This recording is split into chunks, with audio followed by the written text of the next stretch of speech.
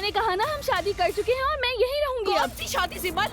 इन दोनों का इमाम निकाह हो चुका है। अब ये लड़की अपने शौहर के घर रह सकती है। आप हमारे घर में आकर ये सब कैसे कर सकती है? प्लीज जाओ यहाँ से। सिमल मैंने कहा चलो। अगर जिमल आपके साथ जाना चाहती है तो आप इसे ले जा सकती हैं। अगर आप पास ना आई तो मैं पुलिस को बुला लूंगी।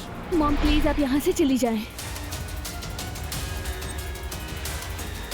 सिमल ने एक शादीशुदा आदमी से इमाम निकाह कर लिया है और हिजाब भी करने लगी है। शायद यही मेरी किस्मत है। बच्चों की बनाई हुई रिपोर्ट फेक थी। लाइव ब्रॉडकास्ट पर ही उस आदमी को एक्सपोज करते हैं। वो तो करना होगा। तो इस औरत का उनके साथ क्या मसला है? उसकी बेटी ने किसी लड़के के साथ इमाम निकाह किया। वो कह रही थी कि तुम्हें टीवी पर लेकर आऊंगी। अब खुद बुरा फंसने वाली है। मेरी गलतियों की सजा अजलान को मत दीजिए। अजलान और उरूज ने अपनी जिंदगी का फैसला बाहमी रजामंदी से किया है। मेरी दुआ है कि अल्लाह उन दोनों को खुश रखे। अब्दुल्ला साहब, आपका दिन अच्छा गुजरे। शुक्रिया।